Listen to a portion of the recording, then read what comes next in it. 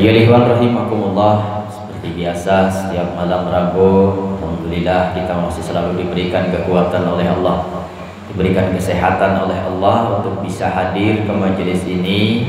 Insyaallah majelis termasuk majelis yang sangat mubarakah, ada majelis zikir, majelis ilmu, ada majelis hikmat dan majelis amal. Mudah-mudahan majelis kita majelis yang lengkap, yang mana setiap majelis yang kita hadiri dihadiri pula oleh para malaikat-malaikatnya Allah. Amin ya Allah ya Rabbal alamin. Baik, seperti biasa setelah amalia kita lanjutkan dengan khidmat ilmiah tabaruk kitab Miftahus Sudur yang alhamdulillah ternyata kalau di catatan saya ini terakhir kita ngaji 24 November. Sekarang 24 Oktober. Sekarang 21 November, berarti 1 bulan kita enggak ngaji. Satu bulan kurang 4 hari, kurang 3 hari. Masya Allah. Karena memang ya minggu kemarinnya kita manakib di gunung, terus kemarin libur, terus minggu ketiganya kita manakib gitu. Jadi memang ngaji 1 bulan. Tapi nggak apa-apa. Walaupun 1 bulan 1 kali kita ngaji, tapi adanya rasa keterikatan kita untuk menanti malam Rabu supaya kita bisa ngaji ini akan menjadi waktu tunggu yang bisa menjadikan kita mati syahid ketika kita mati dengan tengah menunggu tadi. Jadi orang yang menuntut ilmu kemudian meninggal, itu dia akan dicatat sebagai orang yang mati syahid. Jadi walaupun kita seminggu sekali, tapi kita niatkan ya, selesai kajian ini, kemudian kita niatkan mudah-mudahan saya malam minggu depan bisa ngaji lagi. Itu sudah termasuk niat ngaji. Nah apalagi kalau yang ngaji tiap hari, apalagi yang berzikir tiap hari dan ada ketersambungan, keterikatan, rasa rindu untuk beres zikir. Kapan ya zikir lagi? Oh sebentar lagi. Oh nah ini menanti. Nah menantinya kita itu adalah waktu yang sangat mubarak, sehingga waktu itu bisa tercatat sebagai waktu jihad kita, sehingga ketika kita meninggal dalam kondisi ada ketersambungan, ada kerinduan dengan amal-amal soleh yang kita istiqomahkan, insya Allah termasuk orang-orang yang mati dalam kondisi husnul khotimah. Amin. Memang siap, amin. Bismillahirrahmanirrahim. Khususan ila hadrati Syekh Masihullah Fatihah final Fatihah. Bismillahirrahmanirrahim. Ya kana wa ya nasta'in ihdinas siratal mustaqim siratal ladzina an'amta 'alaihim ghairil maghdubi 'alaihim waladdallin. Pak, tadi baterai bekas ini mana Pak? Iya, baterainya. Kayaknya ini udah habis banget. Darurat gitu. Kuat. Nah, mantap.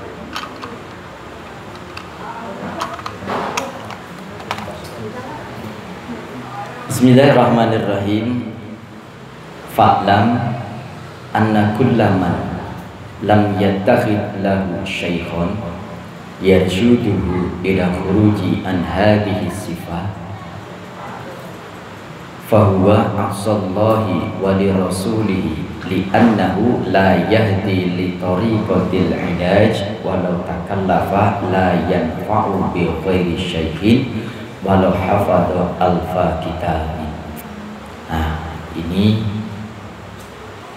ada satu kalam dari Imam Sya'rani. Kita lanjutkan kajian yang terakhir. Jadi bahasanya fa'lam, ketahuilah, anna kullaman, sesungguhnya setiap manusia. Ini tidak memandang laki-laki, tidak memandang perempuan, semuanya, baik kecil, muda, tua, orang pintar atau orang bodoh, semuanya tidak dipilih-pilih. Anna kullaman lam yattakhid lahu syaikhon, yang belum mengambil baginya seorang syekh, seorang guru.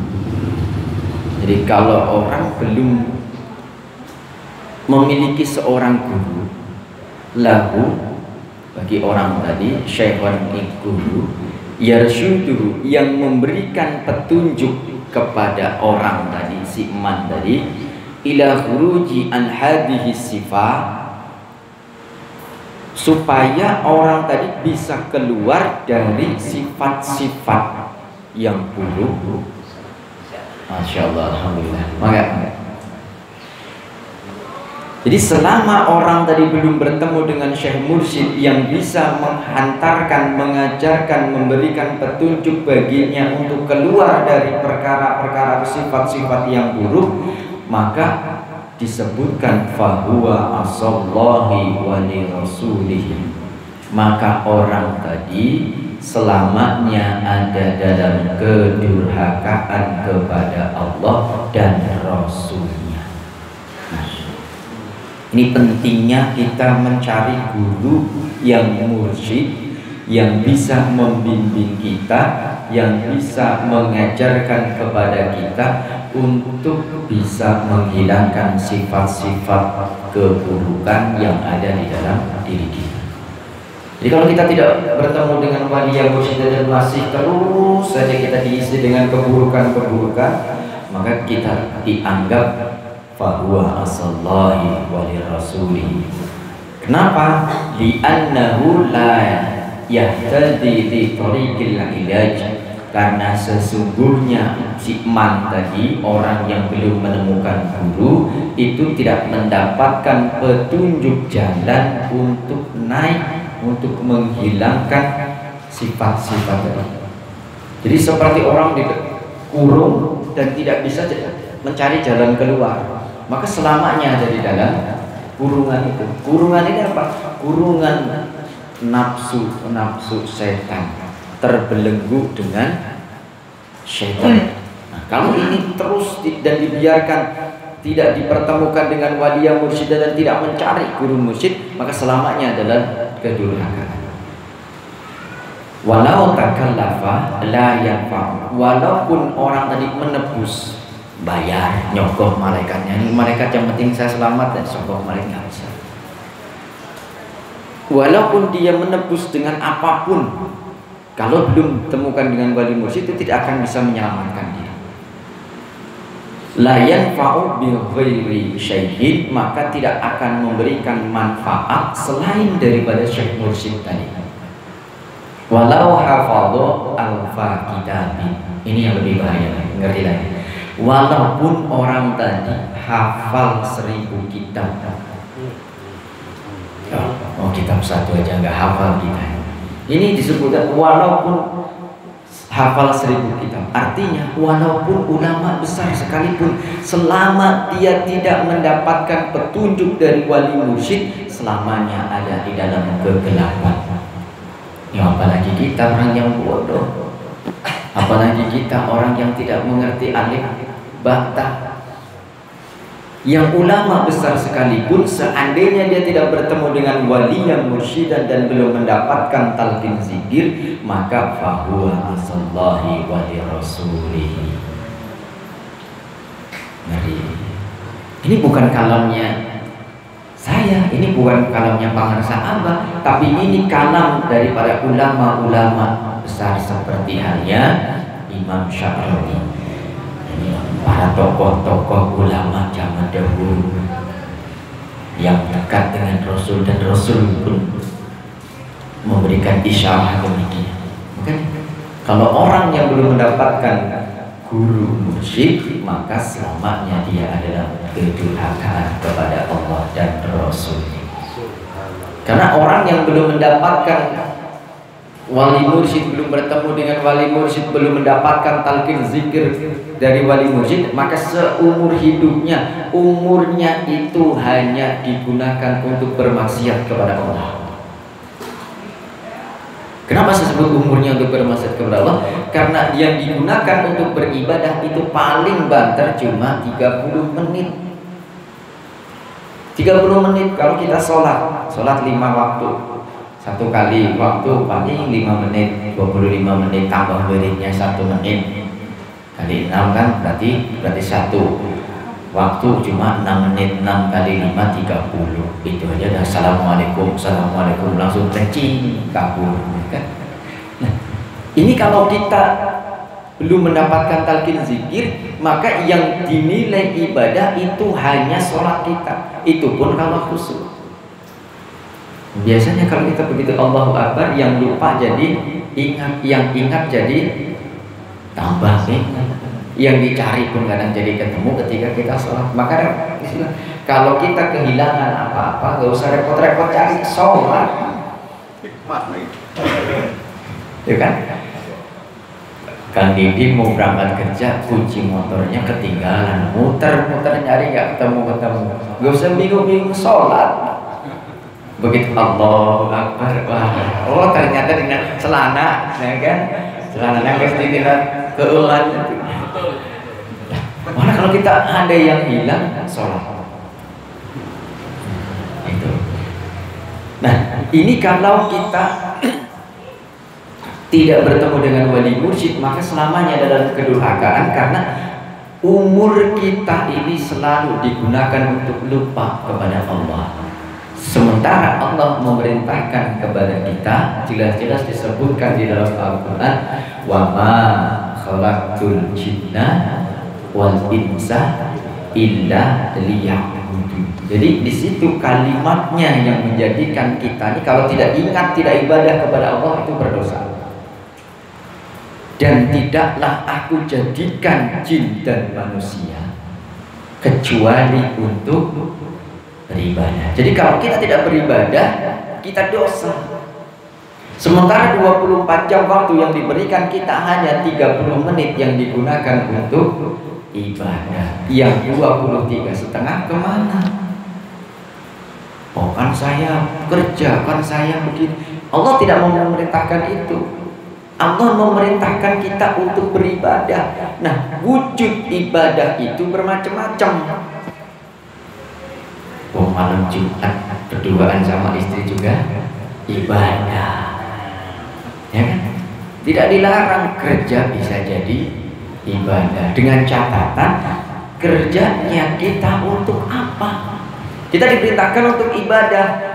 Kita lihat ibadah itu bermacam-macam. Pokoknya ibadah itu adalah sholat. Tapi kalau kita lagi sholat belum punya beras, Allahu Akbar, di belakang istrinya sholat terus, beras pikirin. Begitu Allahu Akbar, kita masih punya utang, pasti ingat. Artinya ibadah tadi bisa kita lakukan dengan sempurna, dengan tenang, kalau kebutuhan jismani kita terpenuhi. Nah, supaya itu kebutuhan jismani kita terpenuhi, kita harus usaha cari penghidupan dunia. Nah, makanya itulah ibadah, tujuan kita untuk mendukung ibadah-ibadah tadi, kita harus mencari usaha. Jadi kerja itu untuk ibadah, supaya kerjanya bisa bernilai pahala. Caranya bagaimana? Begitu mau berangkat, kita niatkan untuk ibadah. Begitu sambil kerja, kita barengi dengan zikir khafi. Nah, zikir khafi ini adanya di mana? Ya setelah kita mendapatkan talqin zikir. Kalau belum mendapatkan talqin zikir, kosong, tidak tahu apa yang harus kita ingat, apa yang harus kita sebut.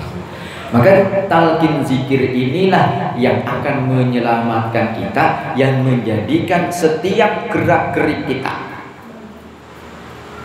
tarik nafas kita bernilai ibadah, kerja kita bernilai ibadah, gerak-gerik kita mau kemana sambil ngopi sama tetangga bisa bernilai ibadah.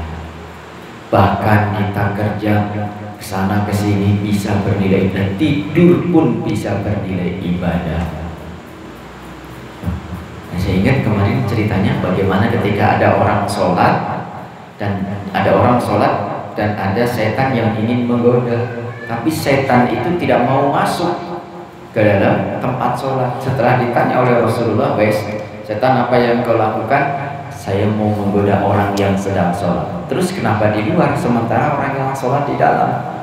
"Saya takut pada orang yang sedang tidur di teras."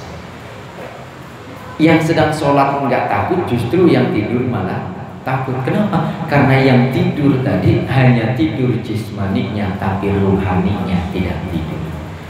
Nah, inilah orang-orang yang sudah mendapatkan talqin zikir. Jadi talqin zikir ini adalah ibarat kita dilahirkan kembali oleh Syekh Mursyid kita. Jadi talqin zikir itu menghidupkan, membangkitkan kita. Ada hadis, al-insanu naimun idza mata intabah. Orang hidup itu mati, ketika mati baru terbangun. Orang hidup tidur, tapi ketika orang itu mati, maka sesungguhnya dia sedang terbangun. Bingung kan?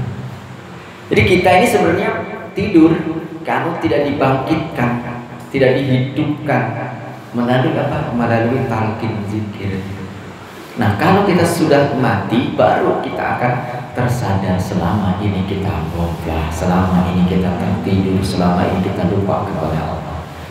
Maka talqin zikir itu seperti halnya orang yang dilahirkan kembali. Saya sering mengisyaratkan kalau orang ditalqin itu seperti halnya telur, ya kan? Telur itu mati apa hidup? Ya, telur mati apa hidup? Mati. Mati apa hidup? Telur itu mati kalau ketemunya mata Elis, ya kan? Berarti diminta mau makan, ceplok, nah, mati. Tapi kalau ketemunya sama induknya hidup, begitu dikerami akan menjadi, ya kalau telur burung yang menjadi burung, telur ayam yang kembali menjadi ayam. Begitupun kita, begitu kita dilahirkan dari rahim ibunda kita brojol, kita terlihat hidup secara jismani, tapi kolbu kita yang mati. Jismaninya hidup, ada nyawanya, ada ruhnya, ada nafasnya, tapi kolbunya yang mati dari ingat kepada Allah. Nah, siapa yang menghidupkan? Itulah ketika orang tadi sudah mulai dewasa kemudian mendapatkan talqin zikir. Talqin zikir itulah yang menghidupkan kolbunya. Maka jangan heran kalau kita sedang aktivitas zikir qalbu itu, zikir khafi itu akan dengan sendirinya muncul. Nah, tapi nanti sudah muncul hilang lagi, muncul hilang lagi, timbul tenggelam gitu kan. Tapi nggak masalah. Itu tandanya kita masih diingatkan. Nah, talqin zikir itulah yang disebut dengan orang yang hidup, orang yang terbangun. Maka Rasulullah SAW memerintahkan kita untuk belajar mutu qabla an tamutu. Matilah engkau sebelum mati. Nah, mati itu ada lawannya adalah hidup. Maka supaya kita bisa mati, merasakan mati yang sebelum mati tadi, harus kita hidup dulu. Hidup kolbu kita, berarti kita sadar kalau ternyata kita sebelumnya itu mati. Maka disebutkan bahwasanya fadilah zikir itu seperti orang yang hidup di tengah-tengah orang yang mati. Harus tahu. Jadi orang yang zikir itu ibarat orang yang hidup di tengah-tengah orang yang mati. Nah, jadi orang-orang yang belum mendapatkan wali yang mursyidan, yang belum bertemu dengan wali mursyid, yang belum mendapatkan talqin zikir, itu seperti halnya orang yang selalu durhaka kepada Allah. Atau diibaratkan lagi di dalam kitab Lataiful Minan disebutkan bahwasanya orang yang belum mendapatkan talqin zikir itu seperti orang yang ada di dalam ambulan.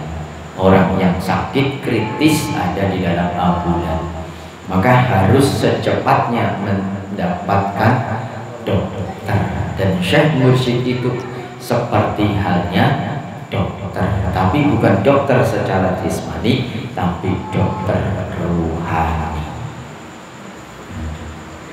Wa qad ajma'a syalafu kulluhum, dan sesungguhnya telah sepakat siapa as-salafu, orang-orang salaf yang soleh-soleh, kulluhum, ya seluruhnya orang-orang salaf. Orang-orang salaf itu orang-orang zaman dahulu yang dekat dengan Rasulullah, dan mereka orang yang wara, orang-orang yang paham ilmu, yang mengerti ilmu, yang mengamalkan ilmu.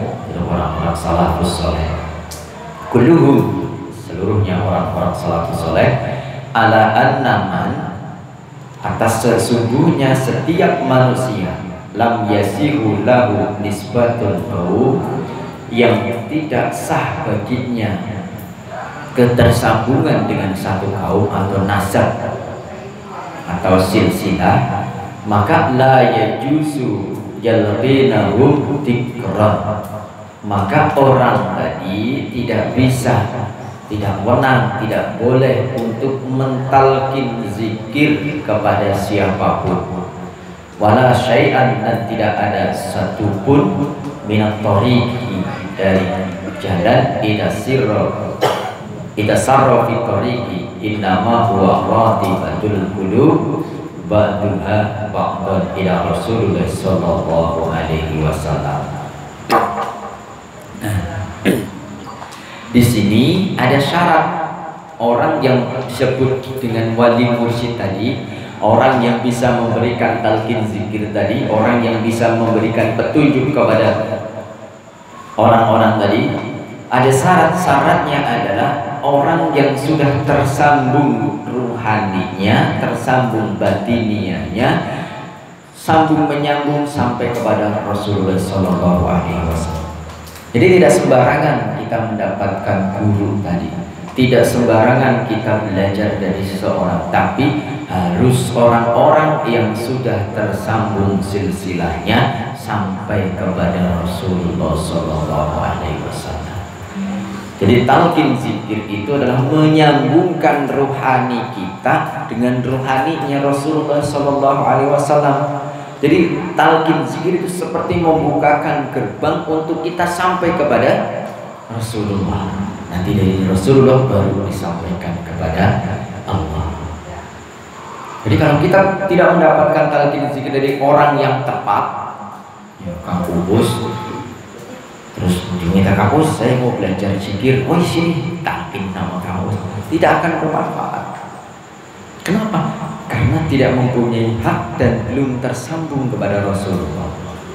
Tapi hanya orang-orang khusus yang memang diberikan kewenangan oleh Allah dan diberikan firqah oleh guru sebelumnya, dan memang sudah selalu hidup peluknya kepada Allah.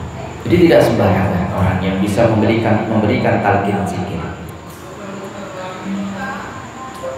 Makanya kalau ada yang mau belajar zikir atau mau talqin zikir, cari orang yang betul-betul bisa mentalqin, yang bukan dipilih oleh manusia, bukan diangkat oleh manusia, bukan ditunjuk oleh manusia, tapi betul-betul itu adalah hak yang Allah berikan dengan isyarat dari guru-guru mursyid. Artinya yang bisa memberikan talqin zikir, yang bisa menjadi seorang mursyid, itu harus seorang wali. Maka syaratnya adalah wali yang mursyidan. Ada wali yang bukan mursyid, ada mursyid yang bukan wali. Mursyid apa sih? Mursyid itu orang yang memberikan petunjuk. Contohnya kita mau ke majelis, ini mana majelis fantasimu? Tanya, mau ada orang di pinggir jalan, oh itu nanti belok kanan, belok kiri. Nah, ini termasuk mursyid, memberikan petunjuk. Tapi yang dimaksud dengan wali yang mursyidan ini yang sulit. Siapa wali? Wali ini adalah orang-orang yang hatinya, ruhnya selalu bersama dengan Allah. Tapi wali tadi bisa memberikan petunjuk juga. Karena ada wali yang tidak bisa menjadi mursyid, banyak mursyid yang juga bukan wali. Maka harus satu wali yang mursyidan. Dari Al-Quran kan disebutkannya bukan cuma wali, tapi waliya mursyid.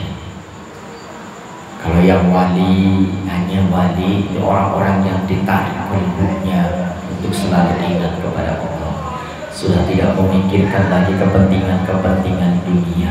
Tugasnya masing-masing. Wali ini ada yang kalbunya ditarik sama Allah, tapi jismaninya dihinakan oleh manusia. Banyak wali yang kalbunya selalu bersama-sama dengan Allah, tapi terlihatnya beli, terlihat jelek, terlihat seperti orang yang tidak waras, ya kan? Sebutnya wali majdu. Ada orang-orang yang kalbunya ditarik selalu dekat dengan Allah, selalu bersama dengan Allah, tapi kelakuannya kadang-kadang bikin kita jengkel, sikapnya kadang-kadang semaunya dia. Ini yang disebut dengan wali malamatiyah. Tapi wali yang bisa memberikan petunjuk itu harus wali yang mursyidan. Siapa wali yang mursyidan? Wali yang mursyid adalah wali yang sufi, wali yang mengedepankan syariat, wali yang masih meragukan syariat, wali yang selalu beribadah secara jismani. Karena ibadah secara jismani ini adalah bukti bahwa kita ini orang-orang yang menggunakan jismani kita untuk taat kepada Allah. Maka Rasulullah Shallallahu Alaihi Wasallam adalah puncaknya para wali-wali Allah. Tapi Rasul masih sholat, tapi Rasul masih beribadah secara tauhid. Jadi kalau ada yang ngaku wali, tapi kok tidak melakukan ibadah, nah ini berarti bukan wali. Kenapa? Gugur dalam dua hal. Pertama, wali ngaku wali berarti bukan wali. Kemudian wali tidak beribadah berarti belum tentu juga wali. Jadi jismani dan ruhani. Maka Rasulullah pun melakukan jismani dan ruhani. Kalau tidak ada jismani, mana ada hadis. Hadis itu adalah ucapan Rasulullah dan amal-amal Rasulullah. Kemudian dicatat menjadi hadis. Nah, ini kita harus hati-hati. Jadi kita jangan sampai salah pilih. Kita harus betul-betul memilih bahwasanya yang bisa memberikan petunjuk kepada kita itu adalah waliyah mursyidan, yaitu orang-orang yang sudah bersih hatinya, yang tersambung hatinya, ba'duha ba'dan ila Rasulullah sallallahu alaihi wasallam ila hadratil haqqi jalla jalaluhu. Dari Rasulullah baru tersambung sampai ke Allah Subhanahu wa Ta'ala. Jadi kalau kita tidak tersambung dulu dengan Rasulullah, tidak akan pernah sampai. Karena setinggi-tingginya orang yang makrifat kepada Allah, setinggi-tingginya orang yang mengaku sampai kepada Allah, itu harus melalui Rasulullah Sallallahu Alaihi Wasallam. Karena asal-asalnya kita yang daripada ruh Nabi kita Muhammad Sallallahu Alaihi Wasallam. Faman lam yatasil silsilatahu bin Nabi Sallallahu Alaihi Wasallam fahuwa maqtu'un faidun, maqtu'ul faidun. Dan barang siapa yang tidak tersambung silsilahnya kepada Rasulullah Sallallahu Alaihi Wasallam, maka orang tadi orang yang terputus kebarokahannya. Ini pentingnya kita ambil silsilah ini supaya kebarokahannya ini tidak terputus. Karena rahmatnya Allah, barokahnya Allah itu diturunkan, sumbernya adalah kepada Nabi kita Muhammad Sallallahu Alaihi Wasallam. Maka Nabi kita Muhammad Sallallahu Alaihi Wasallam itu adalah rahmatan lil alamin. Jadi rahmatnya Allah itu akan turun kalau kita tersambung kepada Rasulullah. Tapi kalau kita tidak tersambung dengan Rasulullah, maka tidak akan pernah sampai. Maka supaya kita tersambung kepada Rasulullah secara zahir, kita harus beribadah, memperbanyak amal-amal soleh dan memperbanyak baca sholawat. Nah, kemarin ada satu hadis dalam kitab Dalailul Khairat disebutkan, lil musalli alayya nurun ala sirati wa man kana ala sirati min ahli nur laisa min ahli nar. Bagi orang yang bersolawat kepadaku, kata Rasulullah, maka baginya ada nur, penerang dalam perjalanannya menuju Allah. Dan barang siapa yang ada dalam jalannya orang-orang yang diberikan penerang tadi, diberikan petunjuk, diberikan nur, maka lam yakun min ahli nar. Orang tadi tidak akan pernah menjadi ahli neraka. Nah, di dalam kitab tafsir itu Al-Qurus Kubul menyebutkan yang dimaksud dengan ahli nur adalah syekh mursyid. Jadi barang siapa yang banyak membaca sholawat kepada Nabi kita Muhammad SAW, itu akan dibimbing untuk dipertemukan dengan waliya mursyidah. Dan orang-orang yang sudah bertemu dengan waliya mursyidah, maka tidak usah lagi mengamalkan apa-apa kecuali apa yang diberikan oleh gurunya. Jadi kalau kita sudah mendapatkan waliya mursyidah, sudah mendapatkan talqin zikir, sudah diberikan kitab Uqudul Juman, sudah diberikan kitab ibadah sebagai tuntunan kita, ada tanbih, zikir, khataman, manakib, sholat sunat dan ziarah, itu saja amal yang kita. Lah, bagaimana kan kita harus baca ini, baca itu, beribadah dan sebagainya.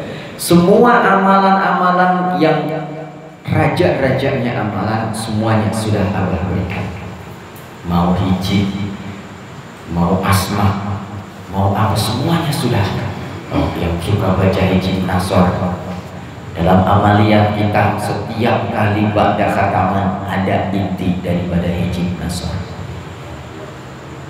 Kemudian yang biasa mengamalkan qalbul Quran, setiap kali khataman kita selalu baca. Nah, kalau qalbul Quran kan ada di dalam Al-Quran. Inti daripada Al-Quran ditulis di tengah-tengah, biasanya ditulis huruf merah, terus hurufnya gede. Apa bacaannya? Wal yatalattaf. Itu fi'il amar. Fi'il amar, ya kan? Kemudian diterjemahkan oleh para sahabat. Masa iya kita miripkan fi'il amar? Wirid yang kita adalah minta kepada Allah kan? Lembut dengan DP, maka jadilah ya nanti. Inilah Quran. Kita nggak tahu, bukan baca ya latif. Tapi kalau kita mau kaji, fi'il amar ini terlalu kasar. Gitu. Minta tapi bari nyuruh gitu. Ayo minta bari nyuruh. Bang nyokotkan aja. Kumaha? Kan rasa Kang Didin punten bang nyokot kereta beda Din bang nyokot kereta kan nggak sopan. Ini kepada Allah, maka jadilah wirid dengan kita memohon, dengan merendahkan diri kita, merasa bahwa kita butuh, merasa bahwa Allah yang paling tinggi. Dirubahlah jadi ya Latif. Jadi intinya Al-Quran ada di situ. Amaliyah di khataman itu amaliyah yang puncak, yang pokok. Kemudian ada lagi la ilaha illa anta subhanaka inni kuntu minadh dhalimin. Ingat ini doanya siapa? Nabi Yunus. Di mana Nabi Yunus membaca doa ini kok sehingga menjadi ini adalah doa yang paling mustajabah? Pada saat berada di dalam perut ikan.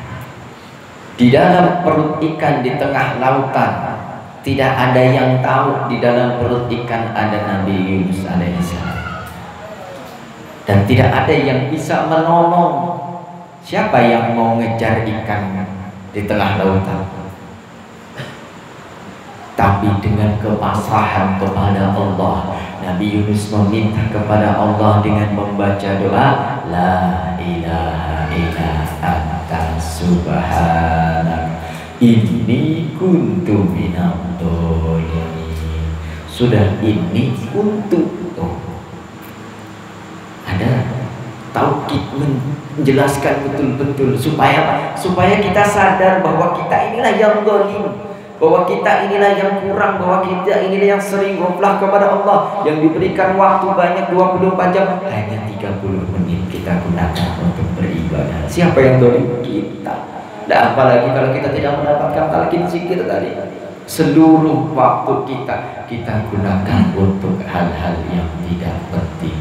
Tapi dengan kita mendapatkan talqin zikir, walaupun sedang main gaplek, tapi kita ingat kepada Allah. Begitu main gaplek, yang dilihat bukan kartu gapleknya, tapi bagaimana kita mengeluarkan ini. Balak 12 kemarin ilmunya, yaitu dengan kalimat La ilaha illallah. Ada yang masih ingat kan kemarin?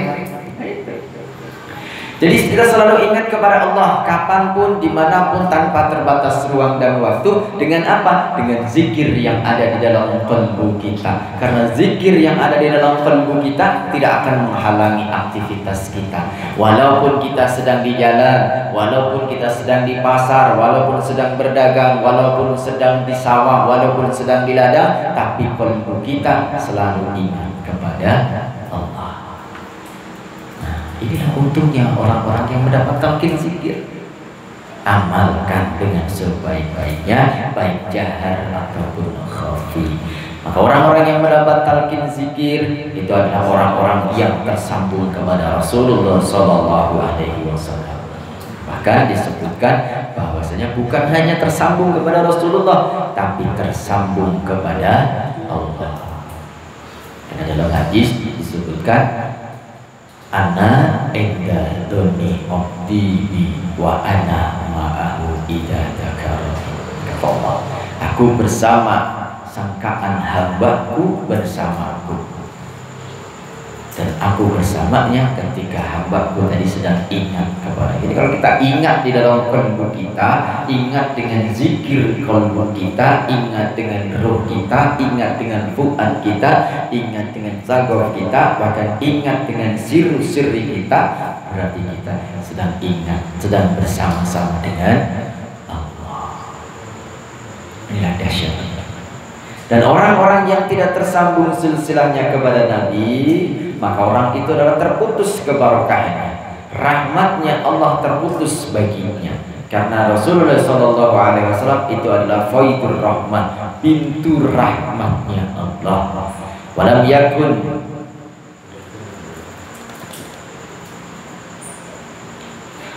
yakun awrasan li Rasulillah sallallahu alaihi wasallam, dan tidak akan mendapatkan keuntungan warisan dari Rasulullah sallallahu alaihi wasallam. Artinya tidak mendapatkan kebarokahan rahmat dari Rasulullah sallallahu alaihi wasallam. Wala tu'akhidu minhu al-mubaya'atu wal ijazah, dan tidak bisa diambil darinya apa bai'at dan ijazah, li'anna tariqatu ilal haqqi ta'ala dhahiran wa batinan. Nah ini tadi, karena sesungguhnya tariqah menuju Allah itu dhahir batin.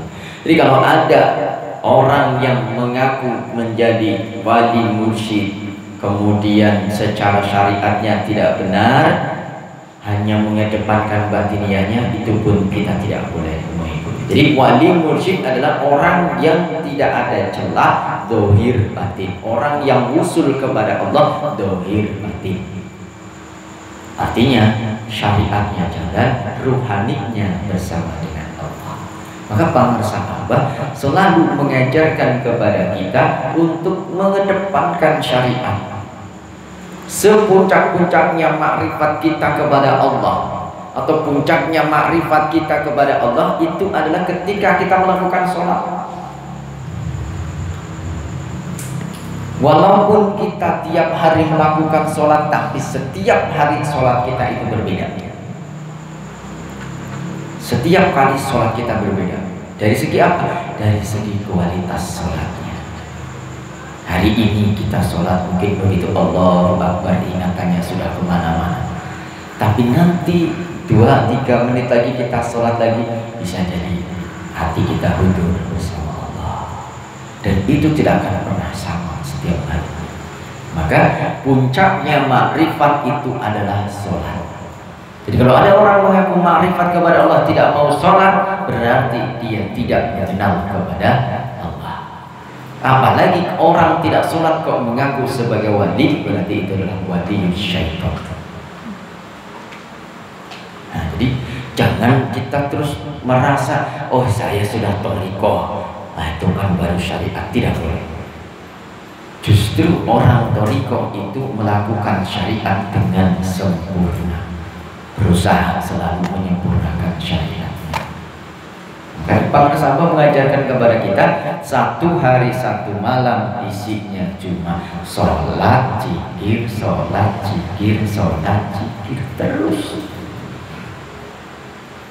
Ibadah maghrib ada sholat ba'diyah, ada sholat awabin, ada sholat taubat, ada sholat birrul walidain, ada sholat lihifdil iman, ada sholat lisyukri nikmat. Nanti isya, sebelum isya qobliyah, kemudian sholat isya, kemudian ba'diyah, kemudian ada sholat sunat letafil ba'da najul khataman. Nanti sebelum tidur ada sholat sunat mutlak, sholat sunat apa? Taubat, istighfar. Terus nanti malam ada sholat sunat tasbih, sholat sunat taubat, sholat sunat tahajud, sholat sunat tasbih. Nanti sebelum subuh ada lagi qobliyah subuh, kemudian sholat sunat lidafil bala, kemudian subuh, ba'da subuh tidak ada sholat sunat zikir, sampai nanti waktu isra, sholat isra, sholat isti'adah, sholat istikharah. Nanti siang sedikit setelah matahari naik kira-kira 1 tombak ada sholat sunat duha. Tapi pamirsa Abah mencari waktu sholat sunat duha itu di waktu yang terbaik di siang hari. Kalau secara ilmu fikih, ketika matahari naik qadra rumhin, kira-kira 2 tombak, maka ini sudah boleh kita melakukan sholat sunat duha. Tapi pamirsa Abah mengambil kira-kira pukul 9. Ternyata pukul 9 pagi itu adalah waktu yang terbaik di siang hari. Waktu terbaik di malam hari adalah sepertiga malam yang akhir. Waktu terbaik di siang hari itu adalah jam 9. Nanti duhur qobliyah, ba'diyah, asar, nanti qobliyah saja, ba'diyah, asar tidak ada. Jadi pamirsa Abah yang diajarkan pamirsa Abah itu sholat, sholat zikir, sholat zikir, sholat zikir, sholat zikir. Artinya pamirsa Abah itu mengedepankan betul-betul syariat. Tidak ada celah di dalam zahiriyahnya. Menjaga ucapan, menjaga sikap terbukti di dalam tanbih. Tanbih kita dari sekian banyak tanbih kalau kita baca bisa setengah jam, tapi yang 4 saja yang biasa kita ini kan rangkaian mutiara kahiji ulah nyalahkeun atau mewah ka ulama anu sajaman. Oh, kadang-kadang yang dimaksud ulama sejaman itu bukan oh ini khusus buat kiai-kiai, enggak. Tapi kita sesama teman, ya kan, sepantaran kita, sama-sama memiliki pemikiran, sama-sama memiliki pendapat. Jangankan untuk ada perbedaan sedikit aja udah dimusuhi. Nah, padahal yang dimaksud ulama itu orang yang punya ilmu. Masing-masing kita kan punya ilmu, pemahaman masing-masing. Nah ini kan sama teman kadang saling, oh ini harus begini. Nah itu kita saling menyalah. ulama waka ulama sejaman itu artinya bukan hanya ke kiai-kiai, tapi sesama sepantaran, sama ustadz saling menyalahkan, sama mubalik saling menyalahkan, sesama ikhwan kadang-kadang saling menyalahkan. Padahal itu sama-sama itu ulama sejaman. Terus ulah nyalahkan karena pengajaran batu mendapat orang lain. Terus lagi ulah meriksa murid batu. Nah kadang-kadang kita di majelis anu tuh begini di majelis anu begini. Di majelis anu gak ada riadohnya, dia maksudnya. Tak gitu aja murid saya tak jawaban sama. Itu. Ini namanya meriksa murid orang lain. Kita tidak tahu di sana diajarkan seperti itu. Kenapa? Barangkali memang mustaminya masih baru-baru, anak-anak ibaratnya baru mulai. Beda dengan yang sudah lama, pemahamannya sudah besar. Atau mungkin mereka justru pemahamannya sudah dalam. Bagaimana caranya? Metodenya masing-masing. Terus yang berikutnya, ulah medal sila upama kapana. Nah ini yang dimaksud ulah medal sila upama kapana itu jangan beranjak ketika kita tersinggung. Nah, sulit bagi kita. Terus yang terakhir, kudu asih. Kudu asih kanjalma numi kangewa kamane. Kudu asih kanjalma nu asih kamane. Bener, tapi kudu asih kanjalma numi kangewa kamane. So, ulang dicabok karena bayar, so kira. Yo, kumaha? Itulah dohiriyahnya. Ini dohiriyah kita, harus kita usaha. Inilah sikap kita, akhlak kita. Karena dohirul wa batinan. Batinnya adalah kita selalu bersama-sama dengan Allah, tapi dohiriyahnya kita selalu bersama-sama dengan manusia. Bisa berbaur dengan manusia, bisa interaksi dengan manusia tanpa orang lain itu merasa tersakiti ketika kita ada. Nah, kan jadilah kupu-kupu, jangan jadi ular. Supaya bisa jadi kupu-kupu harus bagaimana? Banyak-banyak berzikir supaya zikirnya meresap ke dalam diri kita. Kalau sudah meresap maka kita akan berubah menjadi kupu-kupu yang indah. Tapi jangan keluar malam-malam. Fadhahiruha asyari'atu, dan dohirnya adalah syariat, tidak ya. Wa batinuha al-haqiqah, dan batiniahnya adalah hakikat. Jadi amal-amal ini, syariat dan hakikat itu harus sama-sama dilakukan. Fasyari'atu muqayyadatun bil haqiqah wal haqiqatu muqayyadatun bis syari'ah. Nah ini syariat itu adalah menguatkan hakikat, dan hakikat dikuatkan dengan syariat. Jadi kalau syariat tidak ada hakikatnya itu kokoh, tapi hakikat tidak ada syariatnya tidak akan terbina. Ini apa? Air. Kenapa disebut common water? Karena isinya melalui proses sehingga jadilah common water. Air ini ibarat hakikatnya. Kenapa kok disebut common water? Karena airnya tadi dinisbatkan karena airnya. Tapi air common water ini tidak akan bisa menjadi sebuah air common water dalam botol yang ada tulisannya kalau tidak ada botolnya. Jadi botolnya itu ibarat syariatnya, air inilah hakikatnya. Air yang tidak ada tempatnya itu adalah air tanah. Kembali ke tanah kan, asalnya dari tanah. Tapi begitu sudah diolah sampai ketemu proses jadilah common water. Maka hakikatnya ini adalah air common water yang dibungkus dengan syariat, yaitu botolnya tadi. Jadi kalau kita hanya botolnya saja tidak ada isinya, berarti isi ulang, bukan lagi common water. Tapi kalau airnya saja tidak ada botolnya, sama juga air itu ada air keran. Jadi dohiran wa batinan, syariat itu adalah menguatkan hakikat dan hakikat itu menguatkan syariat. Fakullu syariatin ghairu muayyadatin bil hakikat fa ghairu maqbulatin.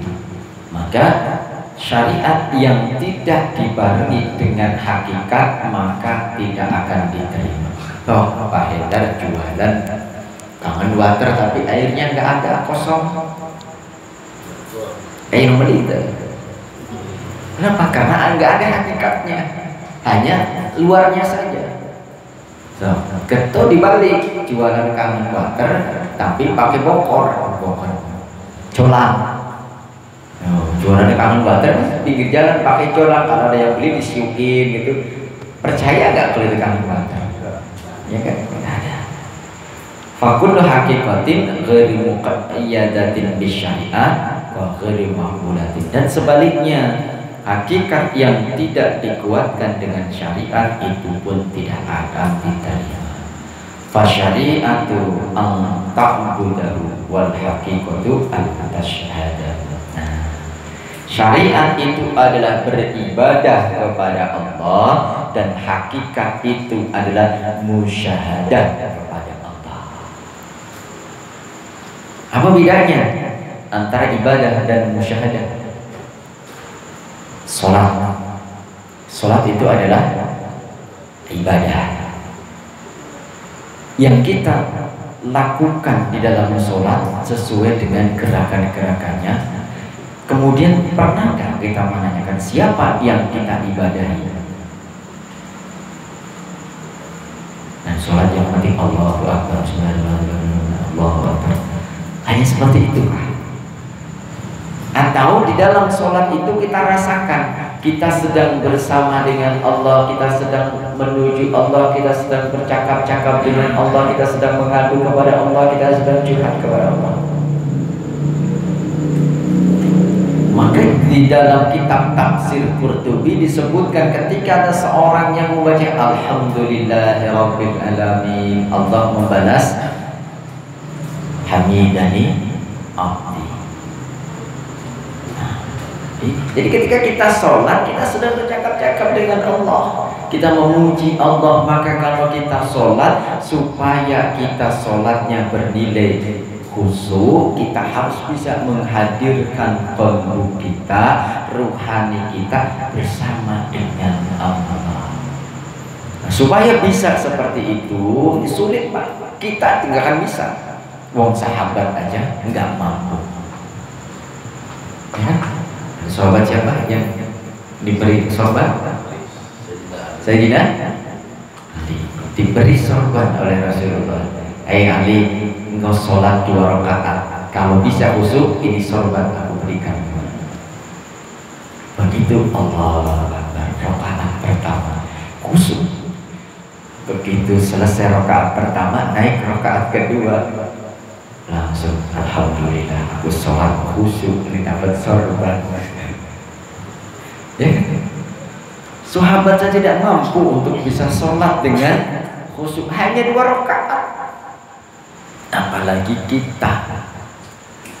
Lantas bagaimana kalau sholat kita tidak khusyuk, tidak akan diterima oleh Allah? Kalau sholat kita ghaflah, tidak akan diterima oleh Allah. Kita hanya mampu untuk berusaha dengan menggantungkan akan rahmatnya Allah.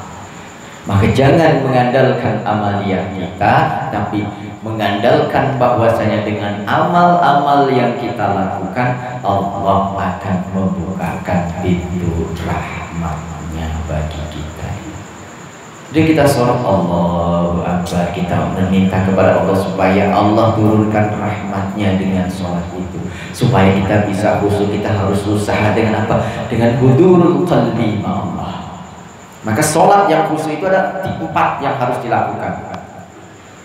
Hudur, atau lagi apa? Saya lupa. Kemudian khusyuk. Khusyuk adalah menjaga ketiganya. Jadi kalau kita mau sholat khusyuk kok qalbu kita tidak hudur ma'allah, berarti kita tidak khusyuk. Kalau kita mau khusyuk kok hati kita tidak tunduk kepada Allah, tidak ingat kepada Allah, tidak merendahkan diri kita di hadapan Allah ketika kita sholat, hanya mengandalkan kita mampu sholat, sudah beribadah, tapi tidak merasa bahwa kita bisa sholat ini atas pertolongan Allah, maka sholat itu belum termasuk sholat yang khusyuk. Susah bukan sholat. Jangan dianggap wah saya sudah banyak sholatnya, sudah jadi ahli surga. Belum cukup, perbanyak lagi